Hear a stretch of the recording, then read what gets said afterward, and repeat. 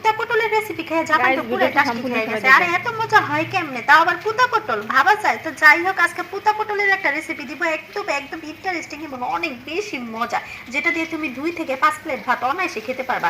তো পুতা পটল বানাইতে হলে অবশ্যই লাগবে পটল, সাথে লাগবে কয়েকটা চিকটা আর রসুন লাগবে। তারপর সুন্দর করে সবগুলোকে একদম ফুটা দিয়ে বাইরে বাইরে বাইরে বাইরে একদম সোজা বানায় ফেলতে হবে, মানে ভর্তা বানায় ফেলতে হবে। তারপর একটা কড়াই নেবেন, কড়াইয়ের মধ্যে তেল দিবেন, তেলের মধ্যে একদম সুন্দর করে কয়েকটা কাঁচামরিচ দিয়ে দিবেন, ঝালটা ডিপেন্ড করে কতটুকু ঝাল খাবেন। তারপর সুন্দর করে পটলগুলা দিয়ে দিবেন, অল্প একটু লবণ দিবেন, অল্প একটু হলুদের গুঁড়ো, অল্প একটু মরিচ দিয়ে সুন্দর করে জিনিসটাকে ভাজা ভাজা করবেন। পটলের একটু রেসিপি যখন সবাই ভাজা একবারে ভাজা ভেবে হয়ে যাবে বানায়। তখন অল্প একটু পানি দিয়ে একদম পটলটাকে ভালো করে সিদ্ধ করতে হবে, কারণ পটল কিন্তু অনেক বেশি শক্ত। যখন এই পটলটা একদম ভাজা ভাজা হয়ে যাবে, একটু পোড়া পোড়া হবে, তখনই সেট করে নামিয়ে নিতে হবে। তারপর একটা হামানদিস্তা নেবেন বা একটা হচ্ছে বাটনা নেবেন। তারপর কয়েকটা পোড়া শুকনো মরিচ অল্প একটু লবণ দিয়ে মাখা চাকা করবেন, একটুখানি পেস্ট দিয়ে দিবেন, কাঁচা পেস্ট, একটুখানি খাঁটি হৌড়া তেল দিয়ে সুন্দর করে মাখা চাকা করবেন। তারপর পটলটাকে দিয়ে দিবেন, দিয়ে ভালো একদম লাগলে ভালো সবাই করে বানাবেন। মাইনকা ডলা দিতে হবে, এমন ভাবে ডলতে